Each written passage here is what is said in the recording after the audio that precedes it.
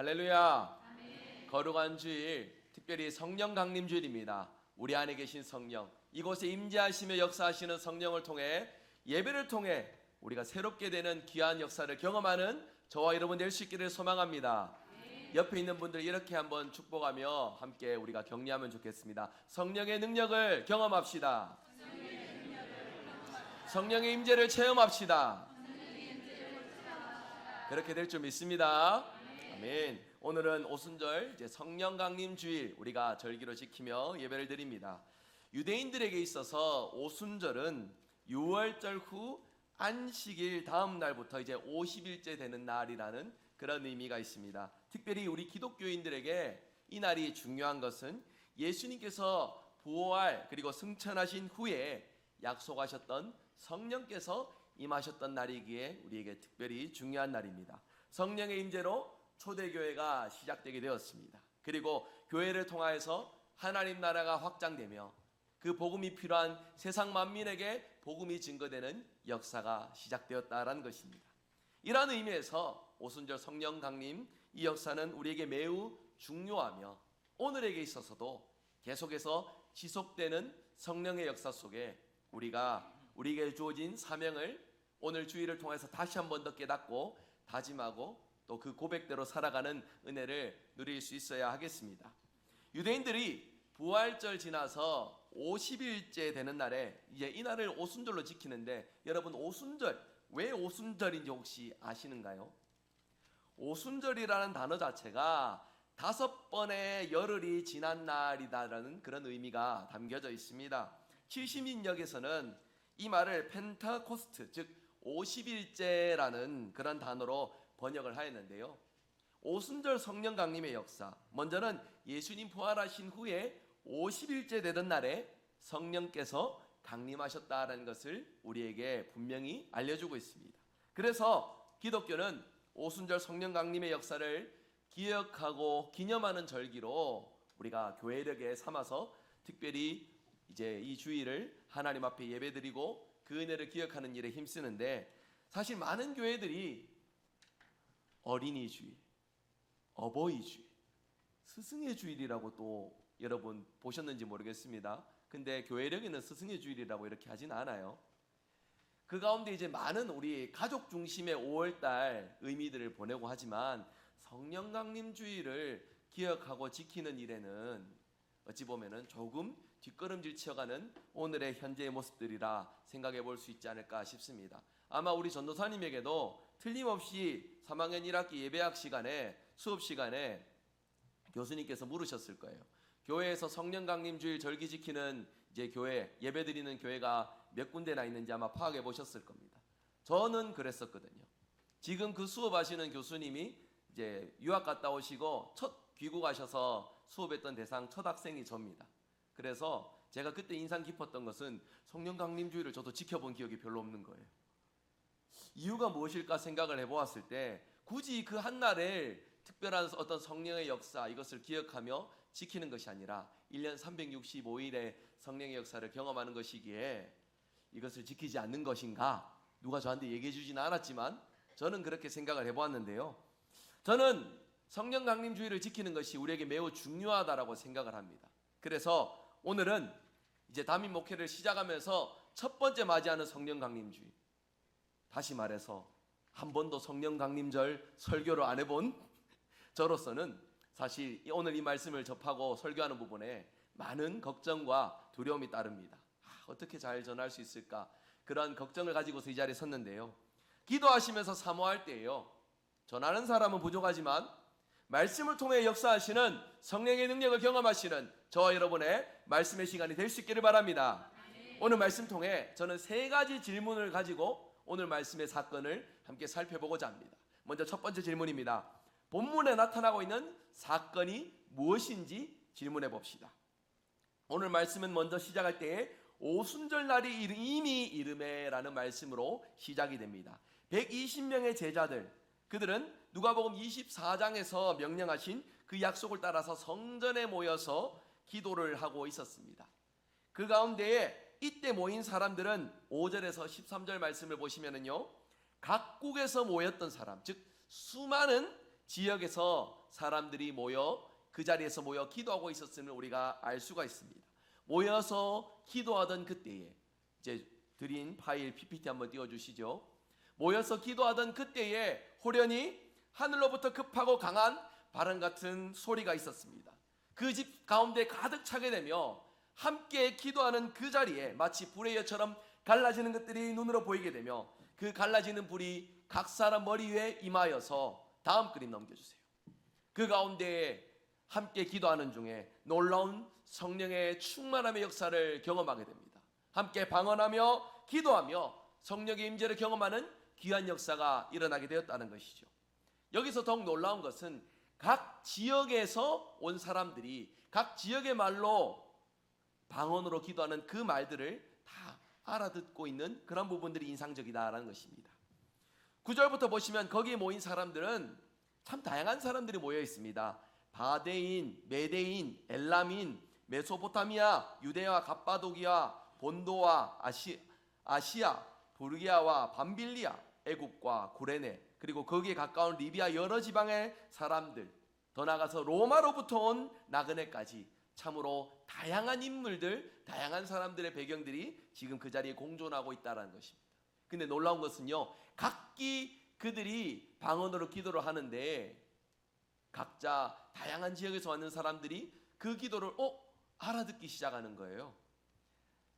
그들 가운데에 서로 다른 말들로서 기도하지만 그 다른 말들 속에서 그 말을 알아듣고 그 놀라운 역사, 방언의 기도의 역사 속에 그 기도가, 그 역사가 어떻게 일어난 것들인지 그 고백들을 들으면서 알게 되었다는 것을 오늘 말씀 가운데 보여주고 있습니다.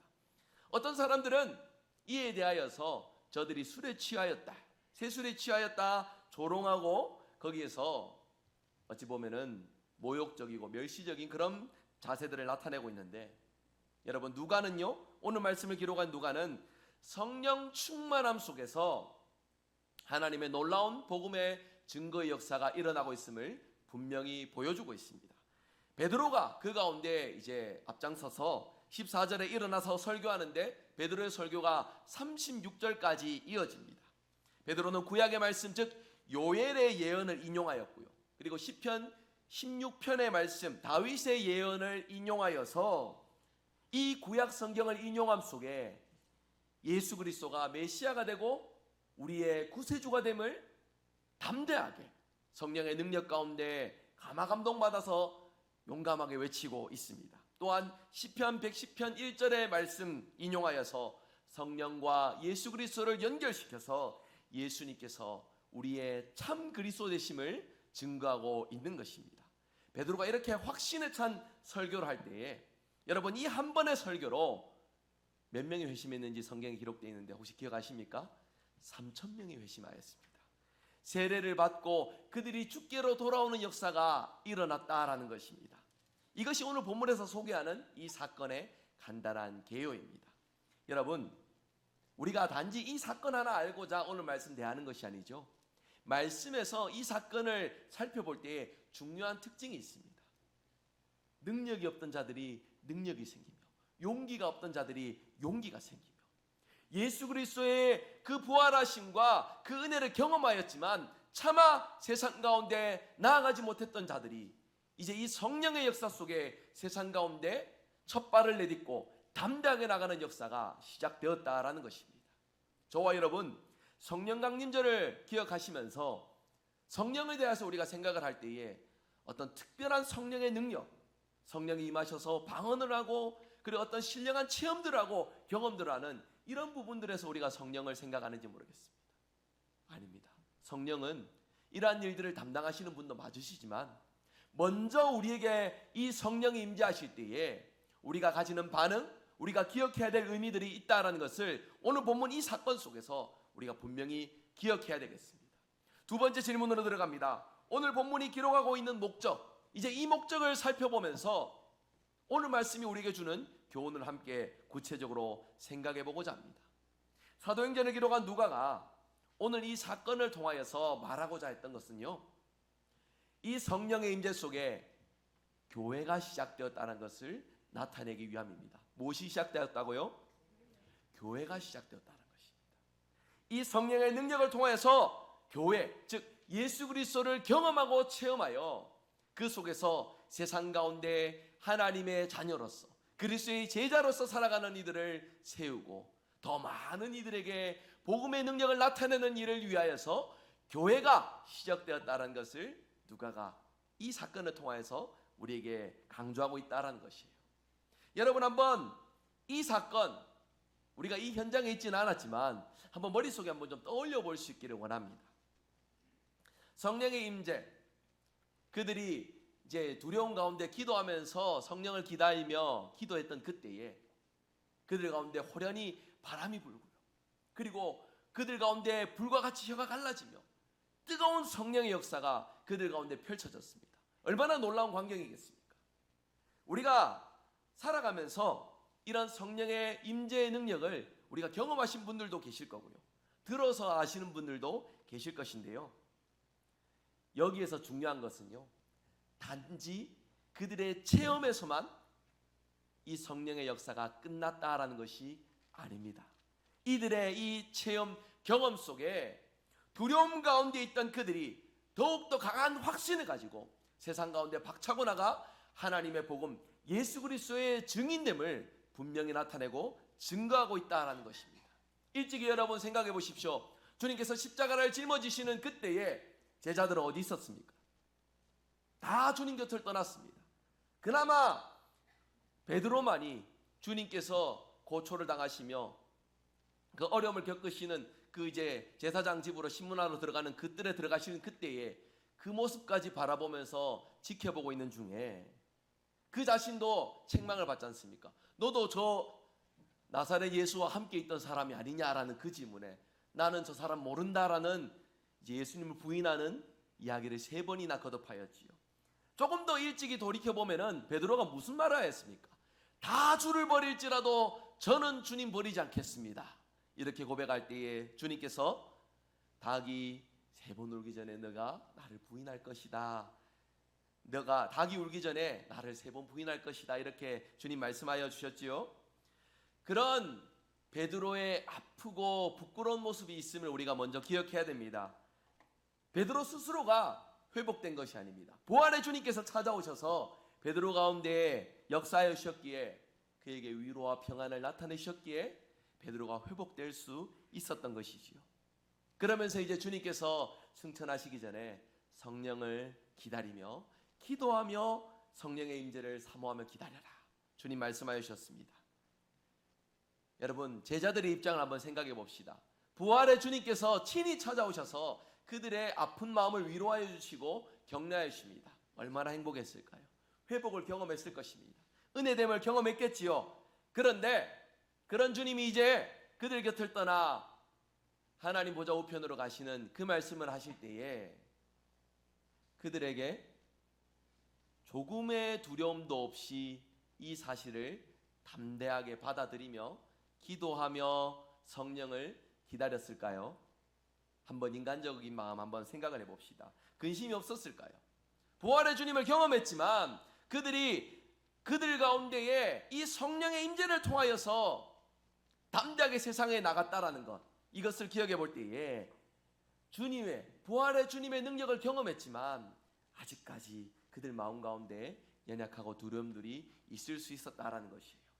그렇지만 주님께서 약속하신 그 성령을 통하여서 베드로는 일찍이 보여준 적 없는 담대하고 용감한 모습, 로마 군인들을 피하여서 두려움 가운데 숨어있던 그 모습이 아니라 세상 가운데 박차고 나가 예수 그리스도의 부활하심과 그분이 전하신 복음의 능력을 담대하게 외치는 귀한 일들을 펼쳐갔다라는 것입니다. 성령을 기대하며 기도함 속에 이런 성령의 능력을 경험하면서 새 사람이 되었다는 것이에요. 베드로의 능력은 이때부터 온전히 시작됩니다. 예수 그리스도의 사도로 부름받은 이들은 이때부터 부름받은 사도로서의 사명을 감당해가는 역사를 펼쳐가고 있다는 것입니다. 여러분, 사실 오순절 성령 강림의 이 역사는요, 오순절이라는 이 날에도 사실 단서가 있습니다. 구약에서부터 이미 오순절은 지켜져 왔던 절기지요. 오순절, 구약에는 77절이라는 그러한 날들로 지켜지는데 민수기 9장과 28절에 보시면은요, 77절은 구약에서 하나님께 십계명과 율법을 받아온 날이다, 이렇게 말씀하고 있습니다. 그리고 유대인들에게 오순절은 가나안 땅에 들어가 첫 수확을 거둬들인 것을 기념하는 절기이기도 했습니다. 그래서 이날은 어떤 의미가 있냐면 새로운 삶을 살게 되었다는 것을 기억하고 감사하는 날이에요. 새로운 삶을 살게 되었다는 것, 주님께서 허락하신 은혜를 경험하여 새로운 삶이 시작되었음을 고백하고 감사하는 날이 오순절이라는 것입니다.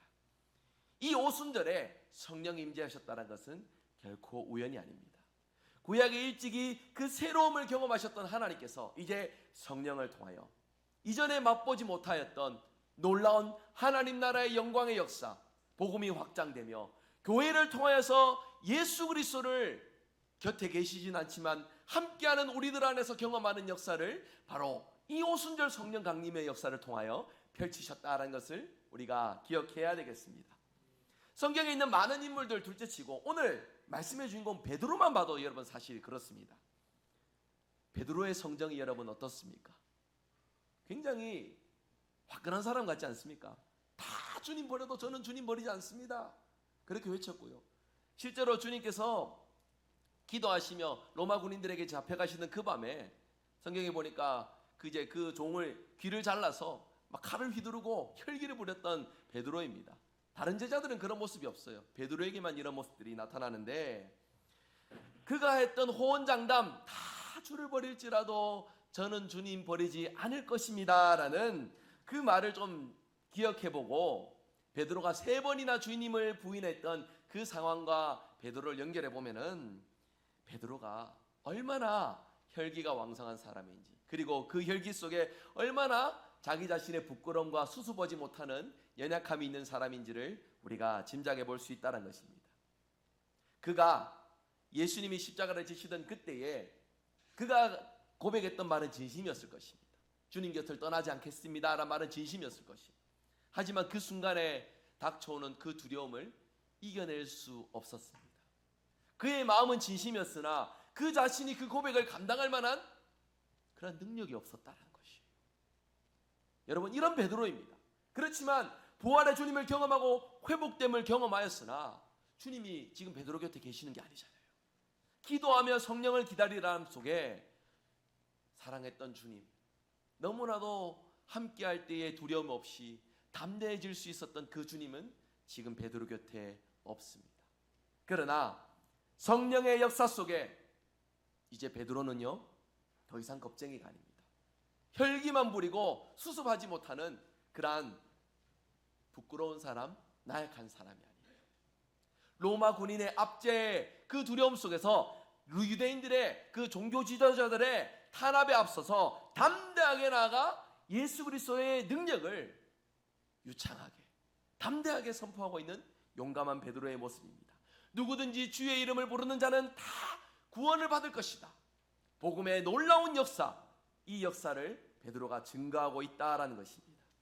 그 입을 통하여서 나오는 그 하나님의 복음의 진리가 이때 당시 오순절을 맞아서 예루살렘에는요 200만 명 아니면 300만 명 정도의 사람들이 몰려들었대요. 베드로의 이 짧은 설교 하나로서 많은 이들이 히브리서 4장의 그 말씀처럼 그들의 심령이 말씀을 통해서 쪼개지는 역사, 그로 인하여 예수 그리스도를 구주로 영접하며 고백하는 역사가 나타났음을 분명히 보여주고 있다는 것입니다. 여러분, 오늘 우리 예배에도 이런 역사가 일어날 줄 믿습니다. 사모함의 역사함 속에 하나님의 말씀으로 우리의 심령이 새롭게 되어 하나님의 말씀으로 우리의 연약함을 깨우치고 복음의 능력으로 주님의 사명을 감당해 가시는 저와 여러분의 믿음의 삶, 능력의 삶, 성령 충만의 삶이 되시기를 주님의 이름으로 축복합니다. 우리에게도 이런 역사가 일어나기를 간절히 사모하셔야 됩니다. 얼마나 우리가 연약한 자들입니까? 한 주간 살아가시면서 우리의 모습을 되돌이켜 볼 때에 우리가 믿는다고 하지만, 신앙생활을 한다고 하지만 얼마나 수많은 순간 주님 뜻과 무관한 채 내 마음과 내 뜻으로 살아가는 일에 앞장서며 우리가 살아왔습니까? 여러분, 우리가 그렇다라는 것이에요. 주님을 아는 것으로 주님에 대한 경험으로써 우리가 가진 이 믿음, 우리의 신앙을 온전히 지켜낼 수 없음을 우리가 기억해야 됩니다. 그렇기에 예배 가운데 기도하고 사모하는 것은 하나님의 임재, 성령의 역사입니다. 이 역사를 통하여서 하나님은 지금도 이때 당시에 사도행전 2장의 이 역사를 우리에게 허락하시사 말씀을 통해 죄인이 회개하는 역사, 주님께로 돌아와 주님을 경험하며 담대하게 용감하게 삶으로 주님을 증명하는 그 역사를 우리가 살아가게 하시도록 주님은 우리를 말씀의 자리로 초청하여 주셨습니다. 이 사실 믿으십니까? 여러분, 그렇다면은 이제 세 번째 질문으로 들어가서요, 우리에게 분명히 좀 질문해 볼 수 있기를 원합니다. 오늘 말씀 통해서 우리는 무엇을 함께 실천해 가야 되겠습니까? 오늘 말씀이 주는 교훈은 분명합니다. 한번 따라서 해주시겠습니까? 복음의 핵심,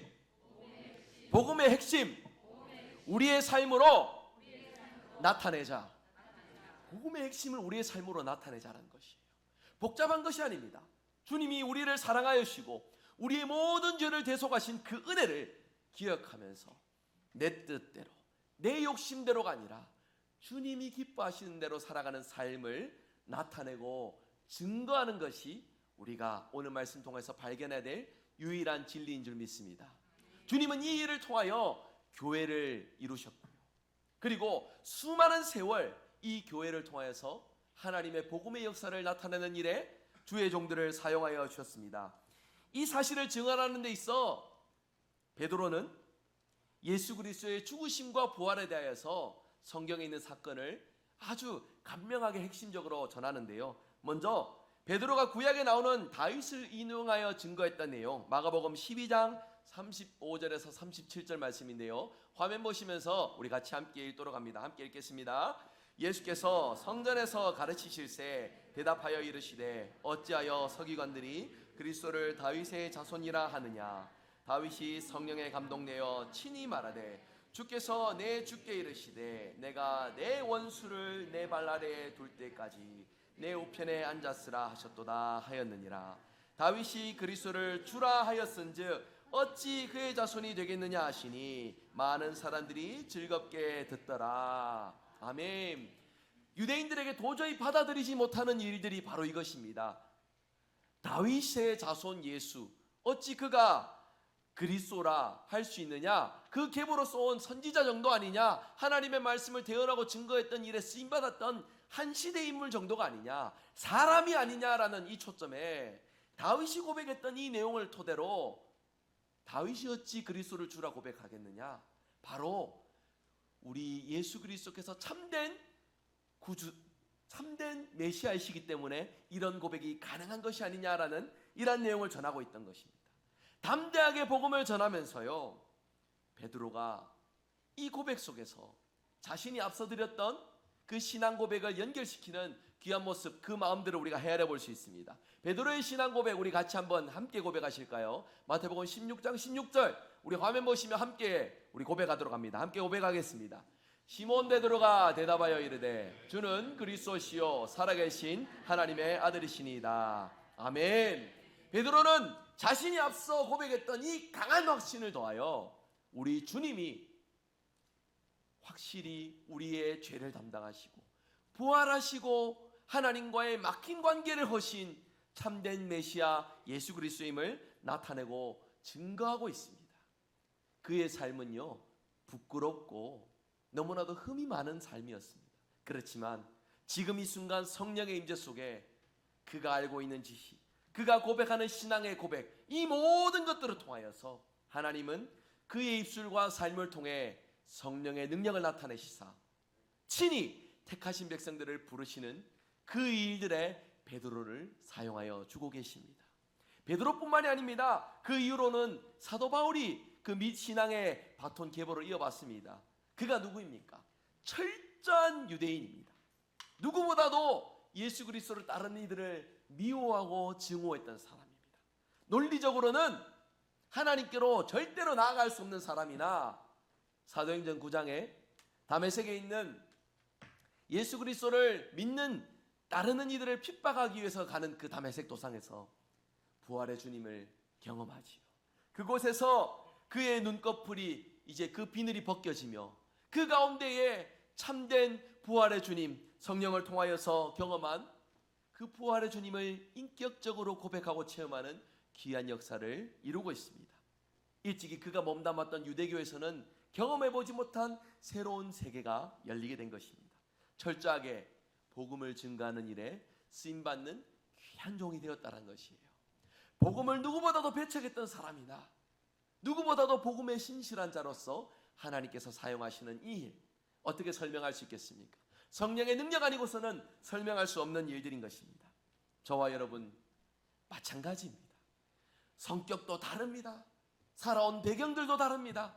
우리의 성향들도 다 각자 다릅니다. 그렇지만 우리가 하나 될 수 있는 것은 성령을 통하여서 우리가 하나 될 수 있는 줄 믿으시기를 바랍니다. 그리고 여기서 끝나는 것이 아니에요. 우리끼리 모여서 성령의 은혜를 경험하고 성령을 통하여서 놀라운 복, 은혜를 사모하는 일에 하나님 성령을 보내신 것이 아닙니다. 우리를 통하여서 이렇게 맛본 성령의 역사를 통해 우리가 마주하는 삶의 자리에서 성령의 역사 속에 복음에 담대한 증인으로 살아갈 것을 하나님께서는 원하시고 계시다라는 거예요. 여러분 생각해 보십시오. 코로나19 바이러스 속에 3년간 우리 성도들의 신앙 많은 부분에서 침체되었다라는 그런 평가들을 가져봅니다. 일찍이 경험해보지 못한 신앙의 환경들이 펼쳐져 갑니다. 비대면 예배, 영상 예배, 가난한 성도, 거기에 이제 코로나가 풀렸지만 아직까지 돌아오지 않는 플로팅 성도, 떠다닌다라는 의미입니다. 다양한 용어들이 난무하고 있습니다. 여러분, 이러한 상황 속에서요, 성령 강림절을 맞아 일찍이 우리에게 허락하신 그 성령의 은혜를 우리가 다시 한 번 더 붙들고 사모할 수 있기를 원합니다. 여러분, 기독교의 역사는 성령의 역사 속에 쓰임받은 사람들이 읽어왔던 역사들입니다. 베드로로부터 시작된 이 복음이 바울을 통하여 열방 가운데 증거되게 됩니다. 그 열방 속에 세워진 교회들, 그리고 그때마다 핍박과 조롱과 멸시 속에서도 이 신앙을 포기하지 않고 성령의 능력으로 모든 환난을 감내하고 인내하며 승리하였던 그 수많은 이름 없는 신앙인들을 통하여서 하나님의 말씀의 능력, 성령의 역사는 오늘도 계속되어져 왔습니다. 저와 여러분, 오늘의 이때에 성령의 은혜를 기억하면서 우리 모두 그 성령의 증인으로 쓰임받는 귀한 역사를 우리가 함께 경험할 수 있기를 원합니다. 여러분, 성령에 대해서 우리가 생각하시면 이런 생각들 하십니다.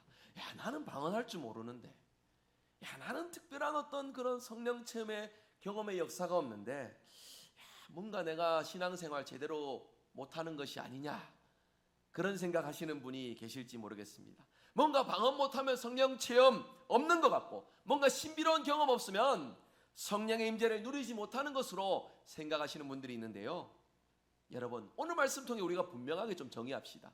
성령의 역사는 그런 일들로만 가늠하는 것이 아니에요. 성령께서는 오직 하나님과 그리스도를 알게 하시는 분이십니다. 예배를 통해 그 뜻을 우리의 마음으로 확정하게 하시고 삶의 자리에 돌아가서 그 뜻을 붙들고 지키며 살아갈 수 있는 힘과 능력을 주시는 분이 우리 성령이시라는 거예요. 성령이 아니고서는 하나님을 주라고, 그리스도라고 고백할 수 없도록 우리 성령은 우리 안에서 연약한 우리를 붙들어 주시고 지금도 우리의 연약함을 위해 기도하시고 우리를 보살피고 계심을 여러분 기억하시기를 바랍니다. 성령의 역사, 우리 모두 이미 경험하였습니다. 성령이 아니고서는 하나님을 아버지라 고백할 수가 없습니다. 여러분들 중에 하나님을 아버지라 고백 못하시는 분이 계십니까? 아니지 않습니까? 진정으로 우리 하나님을 아버지라 고백한다면 우리 모두 이미 우리 안에 계신 성령의 역사를 경험한 줄로 믿으시기를 바랍니다. 고린도전서 12장에 은사에 대해서 쭉 언급을 하면서 성령을 통해 반드시 나타나는 역사, 이렇게 증거하였습니다. 고린도전서 12장 3절 말씀 우리 함께 화면 보시면 읽겠습니다. 함께 읽습니다. 그러므로 내가 너희에게 알리노니 하나님의 영으로 말하는 자는 누구든지 예수를 저주할 자라 하지 아니하고 또 성령으로 아니하고는 누구든지 예수를 주시라 할 수 없느니라. 믿으십니까? 아멘. 성령을 통하여서 우리 주님을 깨닫게 된다는 것이에요. 고백하게 된다는 것입니다. 이 일을 통해서 시작된 것이 우리의 믿음입니다. 그리고 소망을 가지고 주님과 동행하며 살아갑니다. 그러면서 주님을 사랑하는 그 마음을 삶에 나타내고 이루면서 살아가는데요. 고린도전서 13장 13절에서요 이렇게 말씀을 하지요. 화면 보시면 우리 함께 읽으실까요? 함께 읽겠습니다. 그런즉 믿음, 소망, 사랑 이 세 가지는 항상 있을 것인데 그 중에 제일은 사랑이라. 믿으십니까? 갈라디아서 5장에도 성령의 열매에 대해서 나타낼 때에요 신유, 방언, 예언, 치유 이런 걸 말하지 않습니다. 사랑과 희락과 화평과 오래 참음과 자비와 양성과 충성과 온유와 절제, 우리의 마음의 변화, 우리의 삶의 변화를 나타내고 있다는 것이에요. 여러분, 성령의 임재를 통하여서 우리 교회가 추구해야 될 것은요, 한번 이렇게 고백해 주시겠습니까? 우리가 주님을 사랑하듯 우리가 세상을 사랑하며 섬기는 일, 이 일을 위해 저와 여러분 교회로 부름받았음을 기억하시기를 바랍니다. 우리 안에 계신 성령께서는요 우리끼리만 하나님 사랑을 맛보도록 내버려 두지 않으십니다.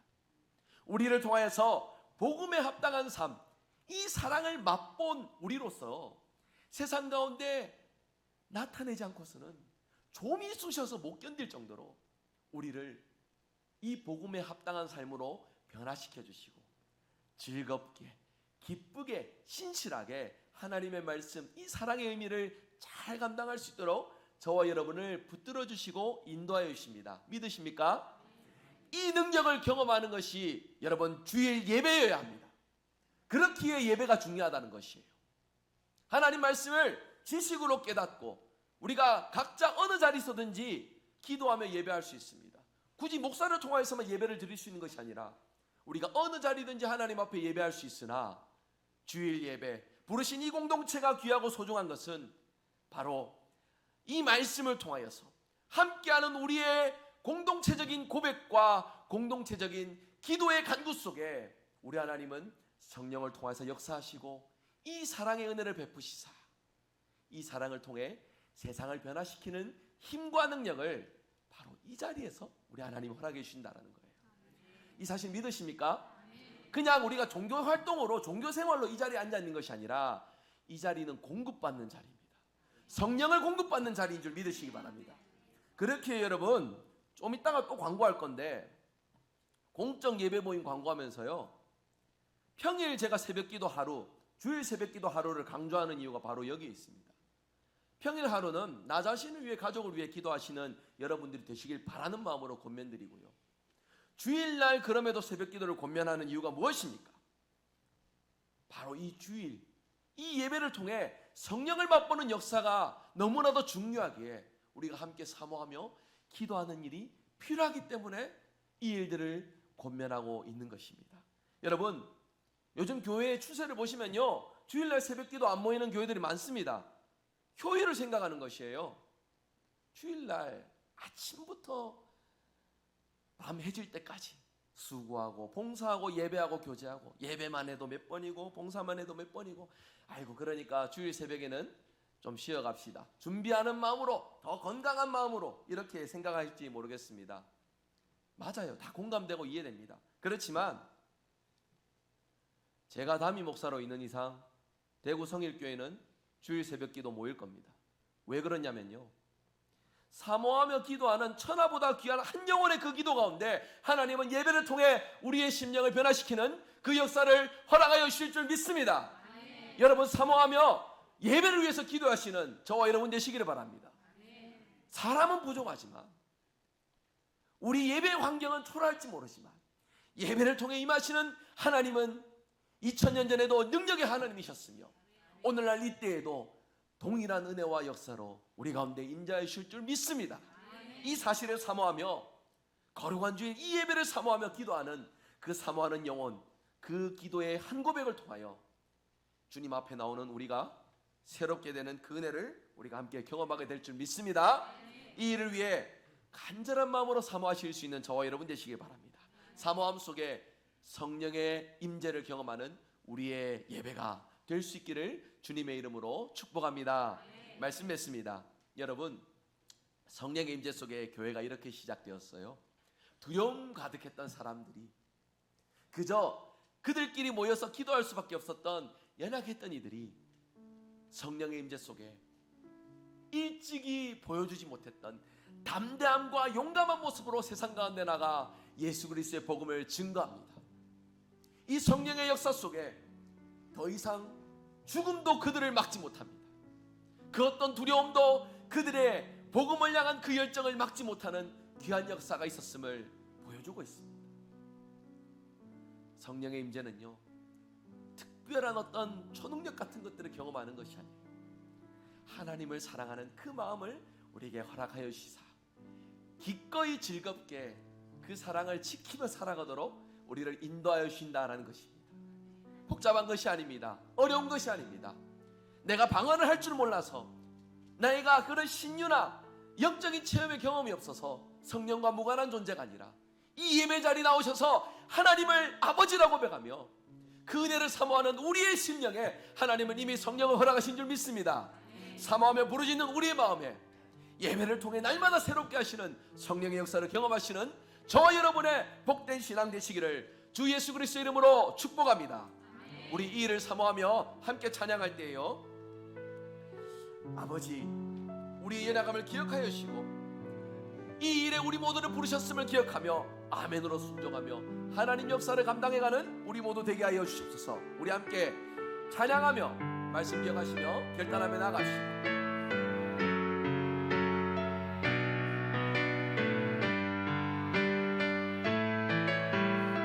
오소서 진리의 성령님, 오소서 진리의 성령님, 이 땅은 들며 임하소서. 거짓과 탐욕, 거짓과 탐욕, 죄악에 늘어진 우리 가슴 정케 하소서. 오소서 은혜의 성령님, 오소서 은혜의 성령님, 하늘 나르고 하소서. 거룩한 불꽃 하늘로서 임하사 타오르게 하소서. 주 영광 위에 부흥의 불길 타오르게 하소서. 부흥의 불길 타오르게 하소서. 진리의 말씀 이 땅 새롭게 하소서. 은혜의 강물 흐르게 하소서. 성령의 바람 이 땅 가득 불어와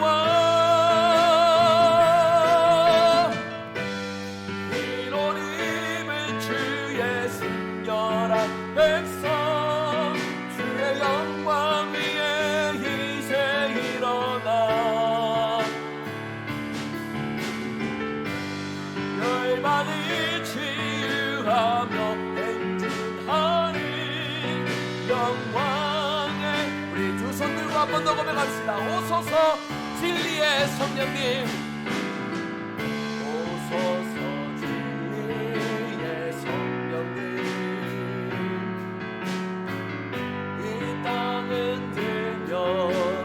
하소서. 거짓과 탐욕, 죄악에 늘어진 우리 가슴 정케 하소서. 은혜의 성령님, 오소서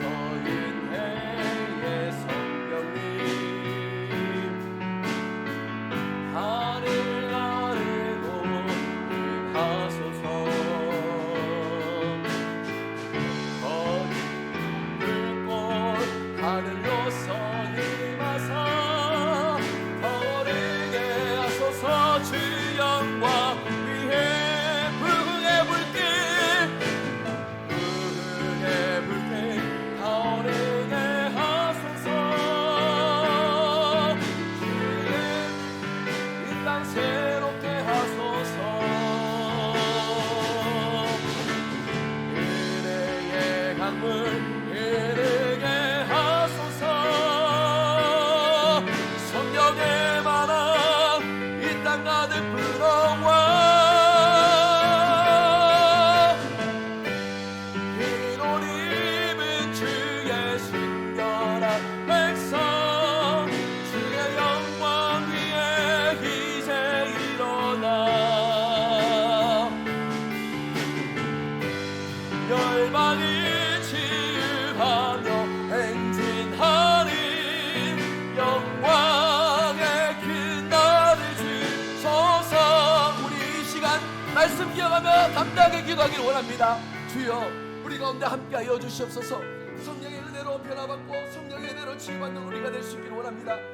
이 시간 성령의 임재를 사모하며 기도하며 나아갈 때에 우리 한 사람 한 사람의 마음을 위로하여 주시고 붙드시사 주의 은혜로 변화되는 귀한 역사를 경험하게 하여 주시옵소서. 이 시간 말씀 기억하시면서 우리 화면 보시며 기도 제목 보시며 성령의 은혜를 사모하며 함께 우리 뜨겁게 기도하며 나갑니다. 기도하겠습니다. 주님 감사합니다. 성령의 임재 속에